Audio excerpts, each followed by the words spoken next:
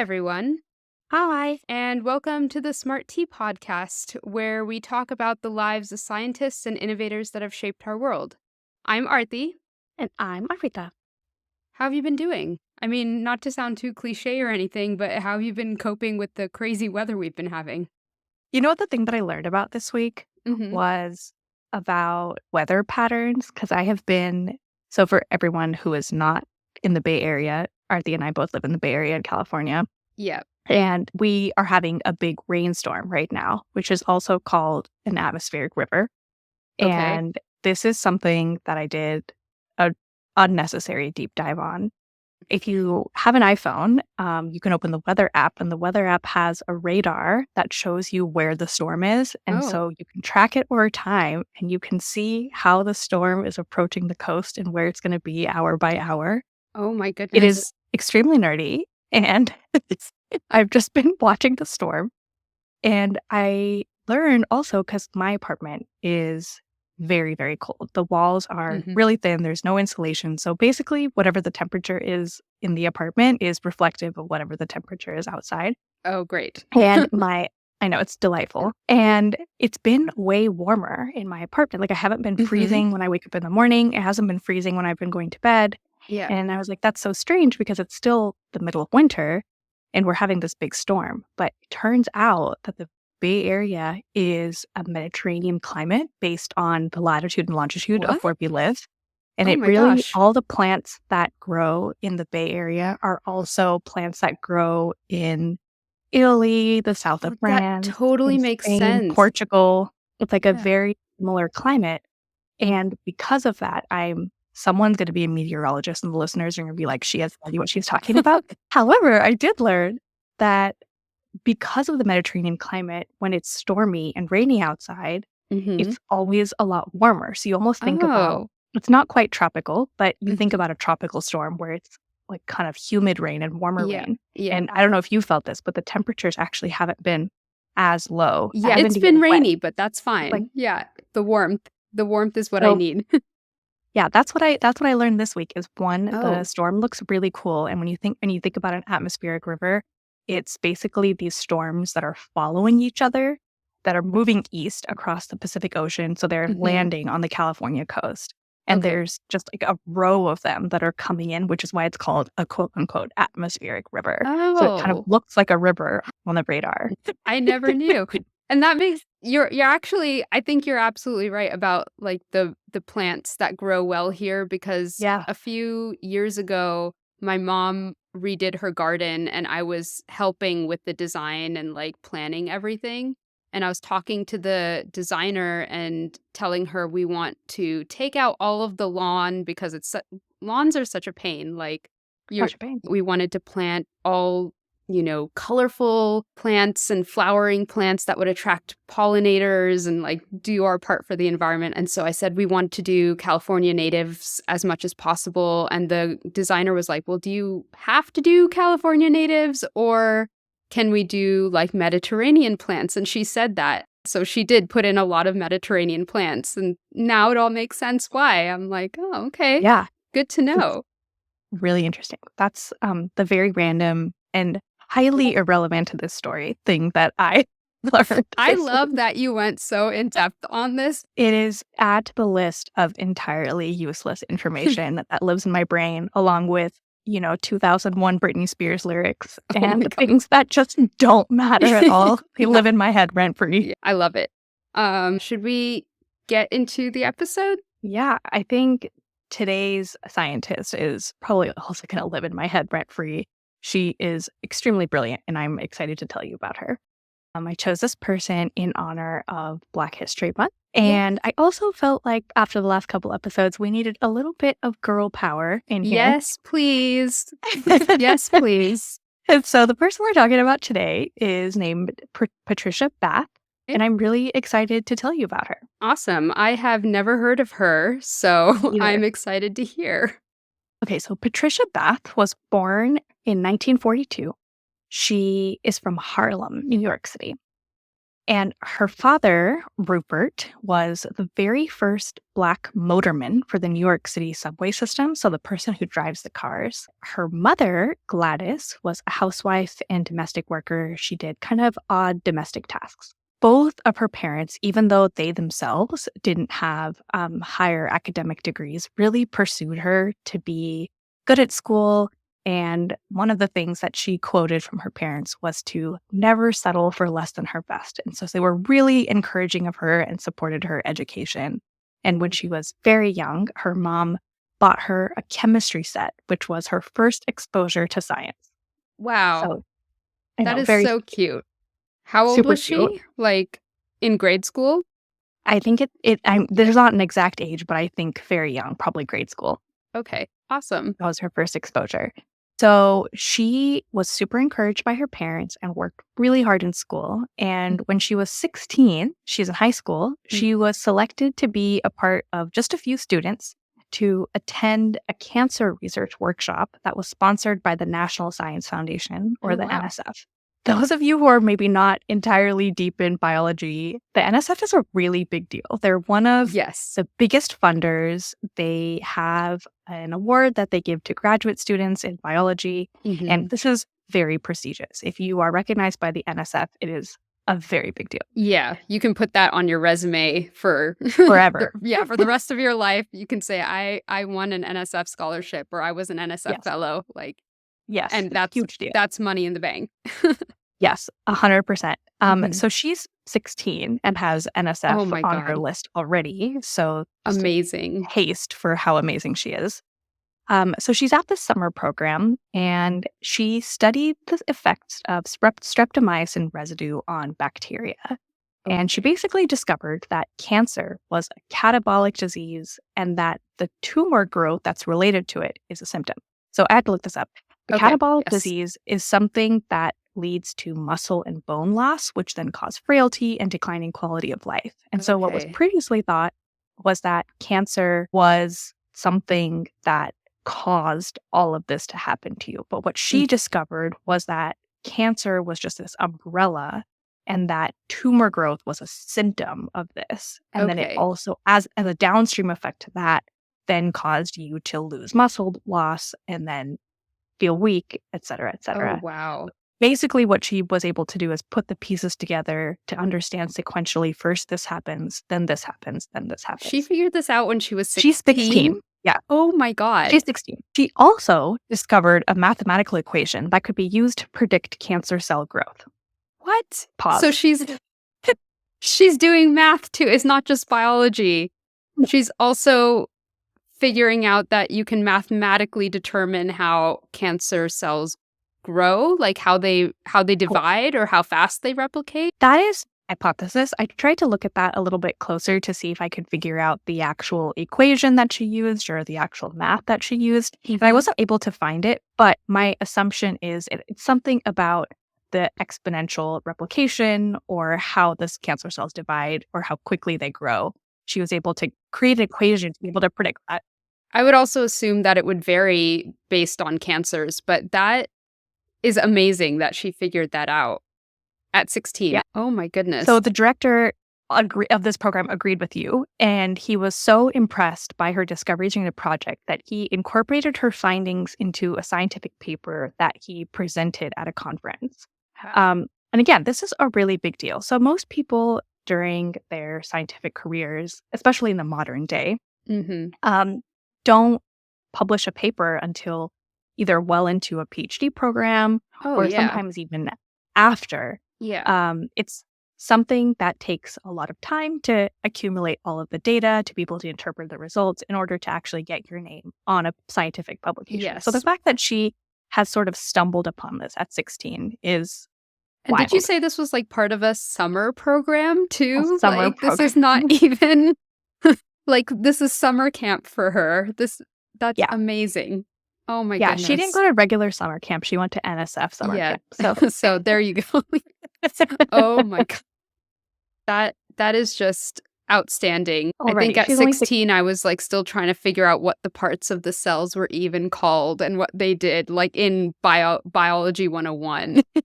Just like seriously. Yeah, totally. Yeah. And so after this paper got published, she actually got more widespread publicity from these Mhm. discoveries, and she got Mademoiselle magazine's Merit Award in 1960. But then we need to like zoom out a little bit because she really is a young Black girl living in Harlem. And Mhm. despite the fact that she showed so much promise and had so much brilliance, she faced so many obstacles: sexism, racism, and just relative Right. poverty compared to all of her white counterparts and classmates. Right. And she was dealing with this at a super young age. And in more recent interviews, she's mentioned that she had very few role models in medicine and in science. She never saw any female physicians, let alone other Mhm. women or people who looked like her in the Yeah. medical profession. And she had this love of medicine. Mhm. And this actually came, good callback to episode 1, when she learned about the French Nobel Peace Prize laureate, Albert Schweitzer. Okay. Schweitzer? Not sure how to say that. Okay. Sounds So German, maybe, or it's Austrian. French. French? It doesn't. Yeah. Okay. Well, I only speak the one language again. So, Yeah. yeah. So Schweitzer was Okay. a physician, and he dedicated his career to humanitarian effort to Mhm. improve the lives of people with infectious diseases. And he took many different missionary trips to Africa. Okay. And one of the more recent modern day interviews with Patricia, she also similarly said that her love for humanity and her passion for helping other people really inspired her to become a physician. So even just from this really early age, she is sparking this joy for medicine, is inspired by Nobel laureates as a very young girl. I cannot say I even That's knew what the Nobel Prize was when I was that young. I know. And she just had this love and passion for helping people. And that's kind of where this all started. This is her origin story. That's so wonderful, and I think that so many scientists actually do start there. Like, I they agree. see a problem and they wanna fix it, or they see people in their lives are suffering and they want to help make improvements, and so much, like, whether you're a doctor or a researcher or anything really in STEM, I think so many people start from that point of how do I help people? So, I love that. I agree. And I also think in Patricia's case, this love for helping other people is truly a thread that goes through her entire life and career, which we'll see. This is like 1950s and 1960s, right? So this is probably like the height of the civil rights movement, I think, right? If Yeah, I've got my US history facts straight. Yeah. you're right. So I think this was like around the time when schools were still being desegregated, or there's a lot Correct. of tension around that. So I can imagine there weren't many people that, especially Black women, even just Black people, but Black women who had made it up to the upper echelons of, Yeah. academia and research. Yeah. And you bring up a really good point because the last couple people we've talked about have been many years ago, sometimes Mhm. even centuries ago. Yes. And they are all white men. And when Yes. I was researching this episode and I was trying to decide on a scientist, I realized that if we were going to celebrate Black history and choose, and I wanted to pick a woman. And I was like, if Yeah. I'm going to find a Black woman, almost all the stories are 1950 onwards. Mhm. And I feel like that was really interesting to me because not only I think to some extent I was not really surprised, but it's also that it's not necessarily that there were no Black women before, but Yeah. that their recognitions were not chronicled in the same way that other scientists Yes. were. Absolutely. And then you also mentioned in Joseph Lister's episode, Mm. you were like, this is going to be a long one. Yeah. And I actually really have the opposite comment on this is that Mhm. there was just such limited information that I could find on this woman, even though Really? she was Even though she's brilliant so recent and too. profound and recent. Like, this Yeah. is truly just modern day. Like, we're talking about within, you know, people's relative lifetimes right now. Mhm. Yeah. And even despite all of that, and despite how prolific she is, the information that was available on her to like really talk about her story was Yeah. limited, which is also really interesting relative to some Yeah. of the other scientists we've talked about. So, Yeah, that is just an shocking aside, but because I was thinking no, about but that. that's a really great point because, like, some of the scientists that we have talked about, are from the 1800s, and we still have so much information about them because, like, all their letters were kept in very, safe places so that we could always look back at them because it was recognized that, Right. they were given the recognition that you've done something amazing. And for someone 100 years later to be making breakthroughs and not be receiving that kind of same recognition is just such a miscarriage of justice. Yeah. And I think just juxtaposing this or having this episode come right after Joseph Lister's episode Mhm. really highlights that discrepancy and Yeah. really highlights the difference between Yeah. what we know about these scientists and how they live their lives. Definitely.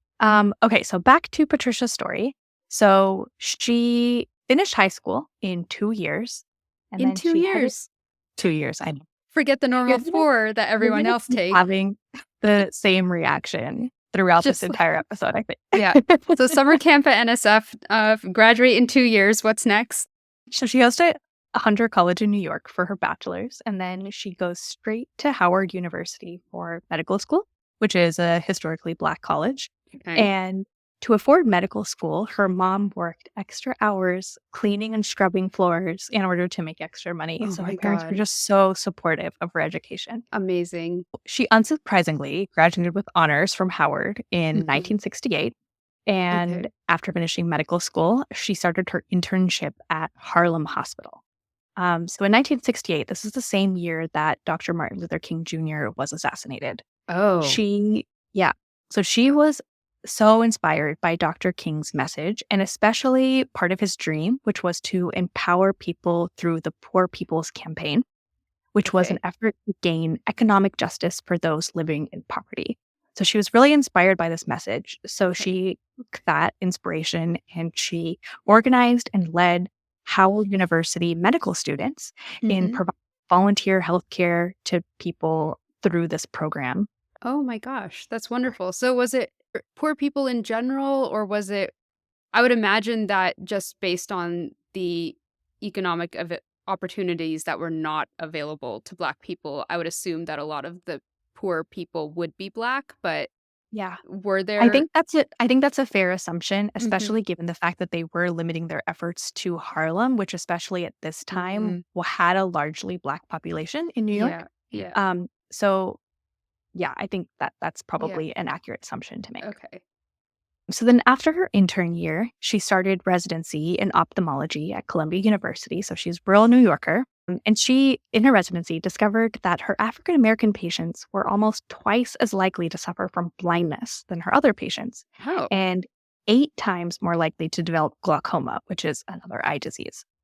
Um, wow. and at the eye clinic at Columbia, they were very, very few blind patients. So she's realizing that when she is working in these clinics that serve predominantly people of color and Black people, they have a much higher incidence of some of these eye diseases. And that is relative to the patient population at Columbia, which is in the middle of the city.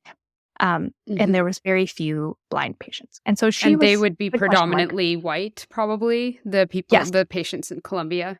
Yeah. Yeah, so, like, based on where the hospitals are located and who they're serving, she's noticing Mhm, these discrepancies, mhm. and she clocks this, and she Yeah, was inspired to then conduct an epidemiological study. So she's a resident, and she decides to conduct this study, and okay. she found that blindness among Black people was almost double than that among white people in New York, and then she figured out why, which was Mhm. that the high prevalence of blindness was really just due to access of ophthalmic care. Oh my goodness. Yeah, 'cause so it's not a genetic thing, it's not, something in the water or something, it's just Access to care access and, to like, care. awareness. Yeah, so Oh they're my going to god. the doctor more, they're able to catch things earlier, and so that actually segues great into this next point. So to address this, she proposes a new discipline, which is she called community ophthalmology, and now this is a discipline that is operative worldwide. But basically, community ophthalmology is you can just think about it as like a mishmash of public health, community medicine, and also just what you would think of traditionally as ophthalmology in a doctor's office with a surgeon.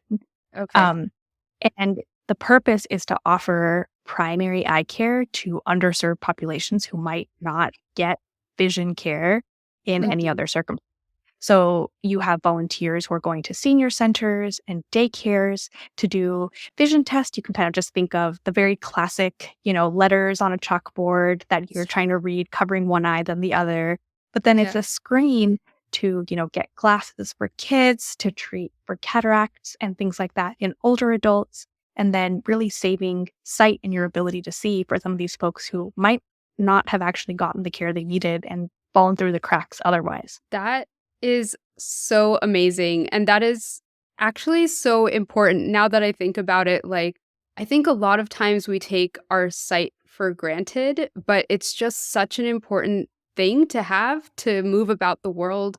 Like, I don't know if you know this, but I'm super blind. Like, my first grade teacher discovered that I could not see the board. Yeah. So I was like, what, 6 years old, 5 years Six, old? maybe? And Yeah. yeah, and my teacher put together that I needed glasses. And so she told my parents, and they went and they took me to the eye doctor. I got these like really big, thick glasses. And so after we got out of the doctor's appointment, I had my new glasses on. I remember just looking out of the car window at the trees and just being astonished at how I could see like every leaf on the tree. And Yeah. it was just like such a stark difference between what I had been able to see and what I couldn't. And I can see that totally going a different way. Like, I was so lucky that I was born at a time and in a place where my first grade teacher saw that I couldn't read the board and equated that to me needing glasses rather than equating that to me being stupid or something. Like, she was able to say, I know you know the material, I know you're smart. And that's something that I don't know if people would have thought at that time if they were a child and they couldn't read because they couldn't see, you know? Yeah. No, Um, I think that's totally right? Because like the cards are stacked against you and Absolutely. people are sort of primed, especially at this juncture we are in the social tapestry. They're probably primed to think that, these people aren't as smart or aren't Yeah. as good. Yeah. And I think that is what people started to realize after she established this community program, because her work really helped increase awareness about this and the fact that people were falling through the cracks. And it brought ophthalmic surgical services to the Harlem Hospital's eye clinic. So there was an eye clinic there, but it didn't provide any eye surgery. So anything like fixing cataracts or glaucoma or other different eye conditions. And because she brought this awareness, they started performing eye surgery in 1968. So she persuaded her professors at Columbia to operate on patients who were blind for free. She volunteered at an assistant surgeon, and the first major operation was done in 1970, and it was really due to her persistence and the fact that she really just raised awareness for this cause that was really meaningful to her. That is fantastic. So she's completing her medical training, and she's finishing up at New York University between 1970 and 1973, and she was the first Black resident in ophthalmology, so male or female. Wow. And while she was low, she got married and she had a daughter named Erica. And she was a mom. She had new priorities, but she still managed to complete her fellowship in corneal transplantation in keratoprosthesis. And keratoprosthesis is the surgery that we do to replace the cornea with an artificial one. So it's usually done for cataracts. So Okay. once your lens becomes sort of cloudy, they replace that with an artificial one. I see. And is Yeah. cataracts like, I've only heard really of cataracts in older people. Is it I an think that's age-related disease? I think it's an age-related Okay. degeneration. Yeah. Just Yeah, I had to look it up too. okay. So once she's done with her training, she moves to California, best state, Yeah. and she starts as an assistant professor of surgery, and she has a dual appointment at Drew University and UCLA. Okay. So in 1975, she's the first female faculty member in the Department of Ophthalmology at UCLA's Jules Stein's Eye Institute, which still exists today. So first And female and first, well, I don't know about first Black, but first female. First Black female. for sure, first Black female, because she was the Okay. first Yeah. female. So First female. yeah, Okay. yep, first female. Yeah. And so when she got this appointment, Mhm. she was given an office, and it was in the basement, completely in the dungeon. It was next to where they kept all the lab animals. And when she was shown her office, she refused on the spot. Yeah. And she didn't retaliate and she didn't argue and she didn't call it out as racism or sexism. She simply said, this is an inappropriate working environment. And then she succeeded on getting better office space. Good for her. I mean, on the one hand, it's so degrading. Like, she had every right to yell So and degrading. scream Yes. and, just call out immediately the sexism and the racism that was happening.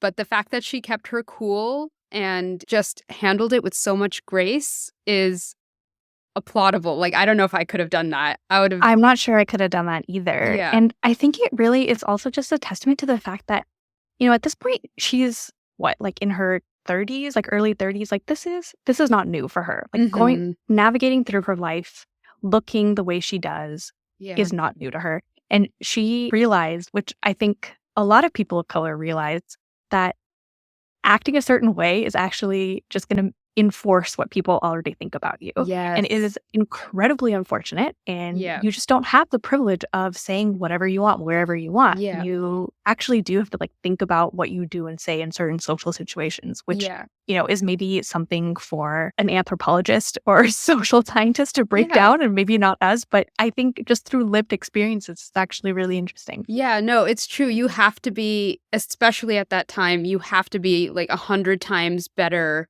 than your white counterpart, your white male counterpart, You had to just be extraordinary and graceful and above all reproach, because any little thing that you did, they would use that to tear you down. So you just didn't have the privilege of acting out. Yeah, I agree.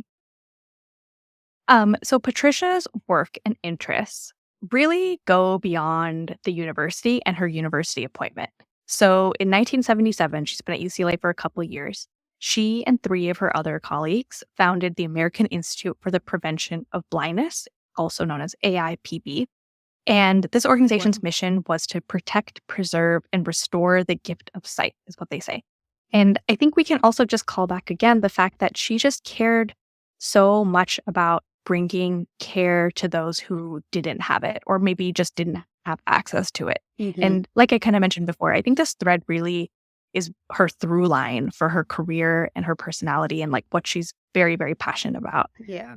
And so the AIPB is based on the idea that eyesight is a basic human right, which is kind of what you said. Yes. And that primary eye care is really something that should be available to everyone, regardless of their economic status. So a lot of the work that they do in this organization, but it's basically to support anyone. So it could be newborn infants, it could be children, doing eye screening, getting them the supplements they need for vision, like vitamin A, vaccinating against diseases like measles that can lead to blindness. And she got to travel and perform surgery. And basically her goal through this was to limit health disparities. That's what she's doing. And she's using her training as an ophthalmologist to do that. That's so commendable and just amazing that she didn't let the racism and sexism that she was facing kind of wear her down. And she just forged ahead, and she's just kept going. Yeah. It's honestly amazing. And it doesn't even stop there. She's really just such a Renaissance woman. So not only is she a brilliant surgeon, she is a faculty, she's doing all these things. She's also an inventor. She is also a laser scientist. What? And I was like, okay, mathematician, biologist, cancer biologist, ophthalmologist, laser scientist. Laser scientist. What was she doing with lasers? Yeah, what is she doing with lasers here? Yeah. So it's not the same laser pointers that I use to play with my cats. A little bit different. But her interest was really in cataracts. So she is looking at these cloudy lenses that people have. And I had to actually look this up. But in the past, cataract surgery has apparently also been around since 5th century BC. Wow. Because people's cloudy eyes were so evident, you could see it when you were looking at someone, look kind of cloudy. Yeah. And so one of the earliest methods for intervening for cataracts is called couching. And I had a hard time reading this because of squeamish. Yes. But from this method, quote, a sharp needle is used to pierce the eye until the provider can manually dislodge the cataract. Oh. Okay. Stab So in the eye. I actually don't know about cataracts at all. So like, you can actually just remove an entire cataract from the eye? Like, I didn't know that. It's a separate Yes. like growth or something? I think Okay. it's just calcification. Oh, okay. So you're keeping the lens of the eye, but you're just removing you're not keeping the lens of the eye. Sorry, in couching, you Yes. are. In the Okay. very ancient way, you are. In Okay. modern day cataract surgery, they replace the lens. As time went on, there were ways to do this, but it basically involved very surgically removing the top layer of your eye and replacing it with an artificial lens. But there Mhm. was like a lot of downtime. It was really painful. It was like hard to do the surgery. It took a Yeah. really long time. And so what she discovered, because she was doing so many of these surgeries, Mhm. was a new method to remove cataracts. And she called it the laser phaco probe. And Okay. this device almost instantly and almost painlessly dissolves the cataract with a laser and then irrigates and cleans the eye, which then allows the new insertion of a lens. So it basically Wow. is this genius tool that Mhm. instead of using a scalpel to cut the eye, is now using a laser and then is able to just Wow. clean the wound, keep it all really nice and neat, and then do the surgery in a much better way than was being done before. Probably a lot more precise as well, Yeah, and like you said, painless for the patient. That's exactly. great. Exactly. And so it took her about 5 years to complete all the research and all the testing. And then Mhm. she applied for a patent and she got a device for the patent about 5 years later. And then she was the first Black female doctor to receive a patent for a medical purpose. And Wow. she has patents in Japan, Canada, Europe, and this device is used all the time. It's And still used because it was, today. yeah, Oh, and because it was used all the time, and so widely, it was so effective that it was actually able to restore sight in people who had been blind for years, like decades, because of cataracts. what And they a were gift.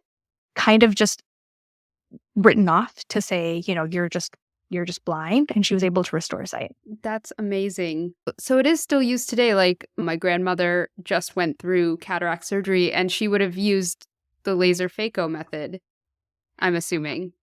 Yeah, I think that's right. There's a few other methods depending on, I think cataracts also have grading and staging the same way a lot Mhm. of cancers do. So, like, depending on the size of the calcification or maybe if they have any other eye conditions. So, I know something that can happen. This happened to my mother in law. She had cataract surgery, but when they did it, they also corrected the irregularities on her lens, which is why a lot of people need far-sighted glasses Yeah. and you're correcting those sort of irregularities you have on the surface of your eye. So while they're in there, they can fix that. So she actually Oh, doesn't even need nice. to wear her glasses and contacts anymore to see far away because they fix that. So I think that there are a few alterations and like maybe different approaches that they take depending on the situation, but Gotcha. very similar like foundation to the technology. Yeah. That that's such a gift. Like even like my grandmother, she wasn't completely blind from cataracts, but obviously it was affecting her vision. And she was so excited when she got the first eye done, and she couldn't wait to get her second eye done. And I can just imagine if you had gone completely blind from cataracts and you had been living that way for years, and then to suddenly have your sight restored, what an amazing gift. So amazing. I think Patricia would also agree with you with that. Let's see. So after she has created this patent, um, she's at UCLA and she started this program specifically for keratoprosthesis, which is, like I mentioned, replacing the lens and to provide really advanced surgical treatment for blind patients. And this program is still around today. There have been thousands and thousands of patients who have had their eyesight restored. And honestly, man, like she's just crushing it. She's at like the Yeah. peak of her career. She is really not only using her abilities to care for the people who are at UCLA, but is really just extending this to the masses and like really not forgetting the people who raised her and where she comes from, which Mhm. I think all of us could probably stand to do a little Yeah. bit. Yes, like, don't lose sight of why you got Where you into came from. yeah, And like yeah, and totally. yeah, and who you're trying to help with your work. Yeah, I totally agree. And like having this device that like does it newer, better, faster, all the things. I'm just like, Mhm. get a girl to do it. Like Yeah, she do it. Get a 100%. girl to Oh do my it. gosh. Of course. Are we surprised at all? No. No. No, of course not. Yeah.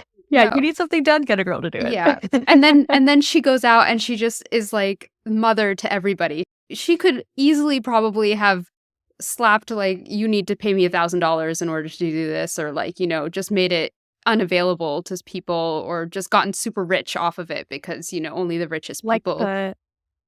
what is the insulin, right? It's just Yeah. like to make all the money off of this thing that people need to live and survive. And Yeah. it's, she has no thoughts like that. None of that. That is just amazing. Like we all need to be like her. Totally Yeah. agree. So now we're in the late 80s. And at this point, the US has culturally come a long way during her Mhm. career. She still continues to face sexism and racism. And she, at UCLA, didn't get the credit most of the time for her laser machine. And it was kind of just written off, and it wasn't attributed as her success.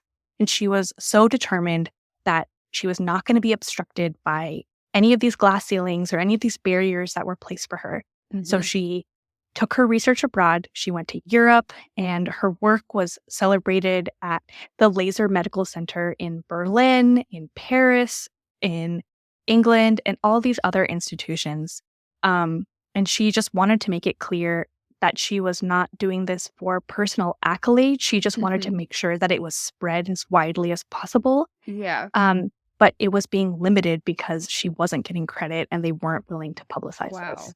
Again, like, oh my God, the pride some people have.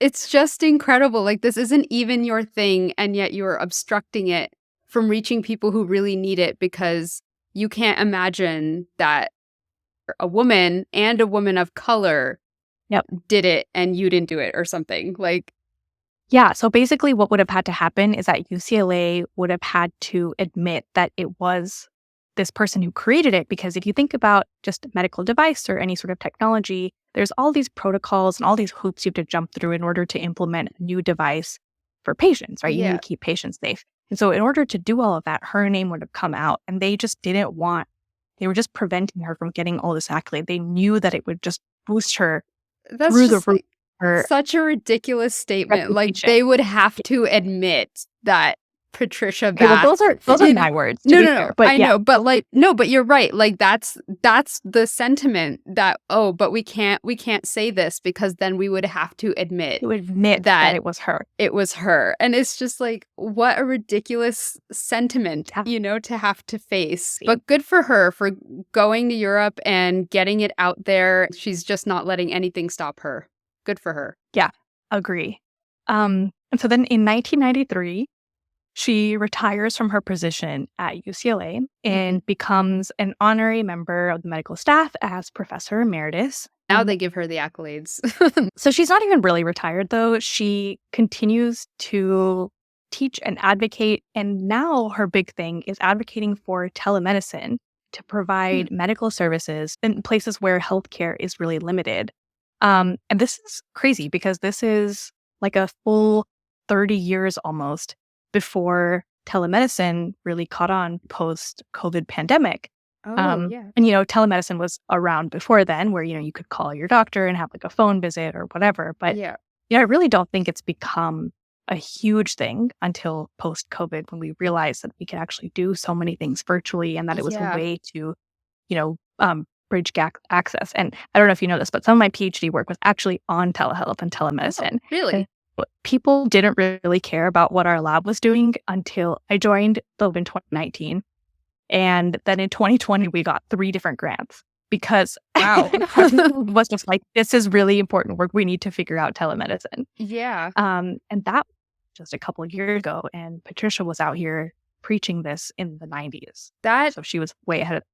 Yeah, that's a true innovator right there. The people who do the best in life I've always seen are the ones who can see things from every angle. And the fact that she was able to see like the internet is happening and the rise of computers, and then what does that mean for medicine, which a lot of people would see as 2 completely separate fields, like internet and computers. is one thing that you can Especially in be the good 90s. at. Yeah, like that's a completely separate thing. And then biology and medicine and health are another thing. But the fact that she was able to kind of see the vision of bringing those things together, that's, I think, really the mark of an extraordinary person. It's like in the 90s, computers and the internet was just getting started, but she could see the potential of it. Yeah. And that's really the mark of a true visionary, I think. That's amazing. Yeah. I think her ability to sort of see her broader impact was also really admirable. I think she was able to sort of take a step back almost from her own life to think about the impact that she was having. She has a quote here that I sort of want to start to wrap up our story with, which Yeah. she says that she wanted to level the playing field so much so that a career like hers would not be the exception and that any young woman with such interests could succeed. And her ultimate goal, she said, was the, quote, narrative of surprise. It has to change. I realize that when I achieve these things, it helps what other women and other people of color, Black women, and other women can do. But keep in mind, I never had any doubts. Oh my God, that's amazing. Like Yeah. I have doubts about myself all the time, and to be able to look up to somebody like that who just was like, "No, girl, you got this." Like, Yeah, just believe in yourself. And it's so hard sometimes when, like, I don't have half the struggle she has. Oh my God, I have such a privileged life compared to what she has. completely. And I still doubt myself and I still wonder, am I doing the right thing sometimes, you know? And for her to just have that mentality of just go for it, believe in yourself, you're doing the right thing. That's fantastic. Okay, she's my new hero now. Yeah. So I think she's also just so aware of the fact that she is holding a lot of firsts. Mhm. She was like the first intern, she was the first faculty member, she was the first all of these things. But Yeah. she's also like very uniquely aware that she has a lot of eyes on her and Yes. that people are surprised by her. They're like, "Oh, you're what? Or you Yeah. look like what?" And like that's I think what she's really talking about with like the narratives of surprise. And she is very uniquely aware that, she's leaving this mark on other women like Mhm. us. Yes. Yes. Other women of color, other Black Yeah. women, other women in general. Yeah. Yeah. Patricia died in 2019 at the age of 76. She had a very short and brief illness, but has left a beautiful legacy for all of Yes. us. I really liked her story. Like, I Yeah. really enjoyed researching the story and I really enjoyed learning about her. I wasn't really sure what I was getting into when I first started researching her, but I think I was also thinking about Joseph Lister again too, and we've researched some really, really nice people. Like, I Yeah. think their humanity and their love for other people, like, really just shines through these Yeah. stories. I don't know if you Yeah. agree. No, absolutely. Like, and I think that's also part of what makes these people so successful is that they Yeah. really, really care. They're passionate about their work and they care about the impact that it has on people.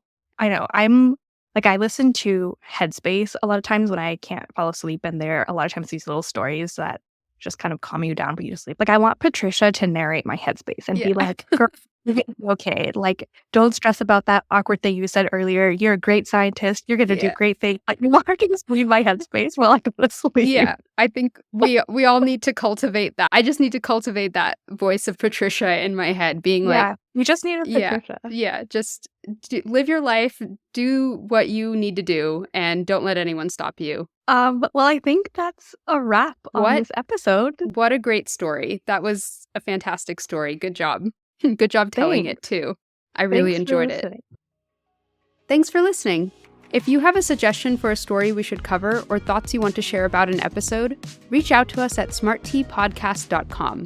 You can follow us on Instagram and Twitter at smarttpodcast and listen to us on Spotify, Apple Podcasts, or wherever you get your podcasts. And leave us a rating or comment. It helps us grow. New episodes are released every other Wednesday. See you next time.